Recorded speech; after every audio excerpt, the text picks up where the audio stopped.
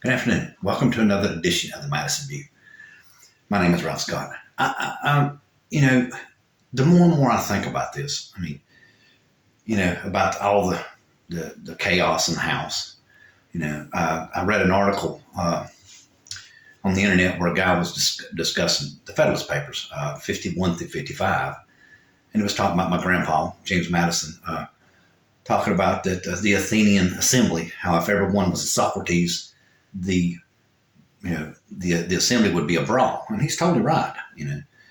So let's look at a couple of things to define what Madison was talking about in that area. And I'll tell you right here now, from my just from growing up in the household and all that stuff, and discussion between my uncles and my aunts and everybody older than me,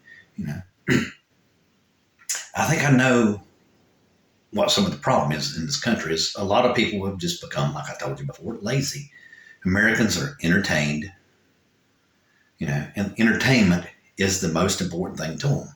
And even Arnold Schwarzenegger, I saw a little clip from Arnold Schwarzenegger. He said nobody embraces pain anymore. And without pain, you don't grow. Without adversity, you can't thrive. You can't overcome and become stronger. Everybody nowadays just wants to live an easy life and not have to have any problems whatsoever. That's basically what it comes down to. And and you can't do that. You can't do that because, first of all, in the Declaration of Independence and the Constitution, you have individual rights. Okay. Well, with individual rights become individual responsibilities. So you need to make sure that you elect people who have those standards that you do, where they think that individual rights are the most important thing. Because like I said, the benchmark for the whole entire country is the Declaration of Independence. And the Constitution protects the Declaration of Independence. And one of the biggest arguments right now going on in our society is about morality. Basically, who is better than the other, whose beliefs are better than the other one, and all this kind of stuff.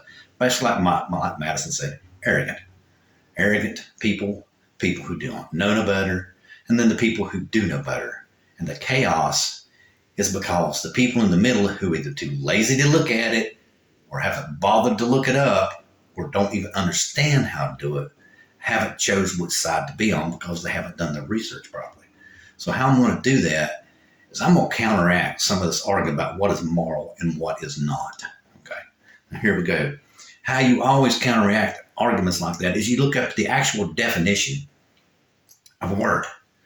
Okay, and one of the definitions of morality. Okay, in the minds of many people, the terms of morality and religion trigger two different related but distinct ideas. Morality is thought to pertain to the conduct of human affairs and relationships between persons, while religion primarily involves the relationship between human beings and a transcendent reality. In other words, they believe in God. Okay, now, the relationship between morality and religion. Morality and religion are not the same thing. Okay, although some people make an almost intuitive assumption, that's kind of a nice way of saying arrogant assumption, that to the contrary, morality does not necessarily depend upon a religion, even though religion may depend upon morality. Y'all got it backwards. And it may even evolve alongside. Okay, may even evolve alongside. In other words, meaning that religion is independent of morals, but religion can accept morals into its belief system. Okay, and because you're following the religious belief, you follow the morals of that religion. So there you go. Just because you're religious doesn't mean you're moral. And one of the immoral things that you can do is impose your beliefs upon someone else. That's immoral. That is not religious. That is immoral. Okay? And that's where abortion comes in. Like I said before in a previous video, the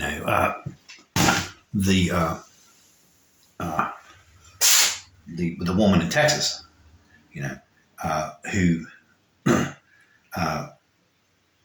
who had to have, well, she needed an abortion, but she couldn't get one because of the heartbeat law in Texas. The fetus was missing its skull, and at birth it would have died anyway. Well, she had to carry the baby, and she went septic, which made her deliver, I think. I'm not sure what the reason was. But anyway, the child died anyway. Now, when a woman becomes septic, the way I understand it, from medical facts, not religious belief, there's a possibility she can no longer have children. Yes, no longer have children. Well, I considered at that point an abortion to be an answer to a prayer. And you say, why? Because the child is going to die anyway, right? It's already going to be a tragic event no matter what you do. Okay. So if the woman and the man still want to have children together, in other words, a man don't lose his wife. Do you not think that's important? A man doesn't lose his wife. That's important. Yeah. I don't know about to you, but it would be to me. So they have the abortion and they can still have children together. It doesn't mean that they're killing children, which is where this whole entire mess comes into be. It's basically, like I said, where it's a confusion between religious belief and morality. And that's a religious belief is what that is. That's not morality. Your morality is how your behavior and how you interact with other people. And basically, it is immoral to impose your religious beliefs on someone else. Yeah. Sounds kind of contradictory, doesn't it? But it's not. Just look up your definition. Don't be lazy. Don't listen to what Franklin Graham or whatever his name out there preaches what Donald Trump says. Do your individual responsibility. Do your homework. Take care of your responsibility. Take care of your individual freedom is the most important thing you should do. That should be the highest priority on your whole entire of your day, especially when you go to the poll to vote for someone. That should be your highest priority. Who turns religion or turns government into a wrestling match? And that's basically what it's come down to. It's turned into a wrestling match. Grabs headlines every day, keeps everybody on edge, and then you wonder why people get mad at each other, get in fights, and people have road rage. And it's pretty simple to me. I mean, you get some people who believe everything they hear, and the world's coming to an end. Like I said, Chicken Little, sky's falling. That's where I was telling you that religious belief and survivability does not always, or in my opinion, I mean, for the most part, would be the way to say it. Most part, religious belief and survivability are not the same. Because, I mean, look what happens anytime there's any kind of, tragedy in the world or something. Oh, the end is near. The first thing they worry about is you're going to die. The world's going to end. Basically committing suicide. That's basically what the guy that preaches with what Donald Trump does. He's trying to commit suicide. He's trying to turn the world into a war to commit suicide, basically. Yeah. Just because his religious beliefs, he thinks are superior. It has nothing to do with morality, like he says it does. It's nothing to do with morality. It's his belief, his religious belief that God will purify the world. It's his religious belief, not his moral belief. It is his religious belief. And he's trying to impose his morals upon me, you, and everyone else. And like I told, like I said in a previous video, please do not save me. Please do not impose your religious beliefs upon me, because I believe differently than you do. I think that we as human beings, as we have been created, in my opinion, yes, created, yes, we evolved, but yet we were created all at the same time, because God is omnipotent.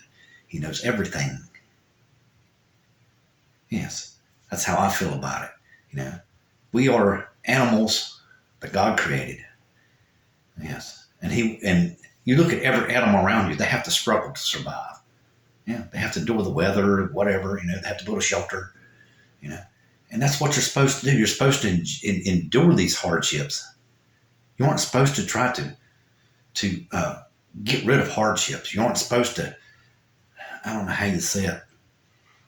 I don't know if you necessarily run out in front of the road and hope a truck runs you over so you can get better. You know what I'm saying? I don't think you need to get quite that extreme. But, the hardships of life and the struggle of survival is what we're meant to go through. Now, why anyone thinks that, that you shouldn't go through them is wrong. Even I think why do I, even I wonder why sometimes why I have to struggle. But yet, I mean, it's just a fact of life. I mean, it's just a fact of life. Unfortunately, you have to struggle in order to survive. And Arnold Schwarzenegger was talking about it, which is something I agree with him on. I ran into a kid the other day at a grocery store. He was whining the whole time about how his legs was hurting, and had only been there for like 4 hours. And he was talking about, oh, you know that I've worked here. I looked at him and I smiled. I said, son, I work 16-hour days. And he looked at me and I said, I would rather die working than starving. And that's exactly what I told my daughter. My daughter didn't understand why I worked so much. And I told her, I said, she goes, Daddy, you work too much. And I said, well, okay, I would rather die working than starving. That's just me. I mean, I don't want to be on the side of the street begging for a crumb of a donut. When I go to work and put up a little bit of shit, if I have to, I can go get that donut myself. I just look at life differently than a lot of people do on that part.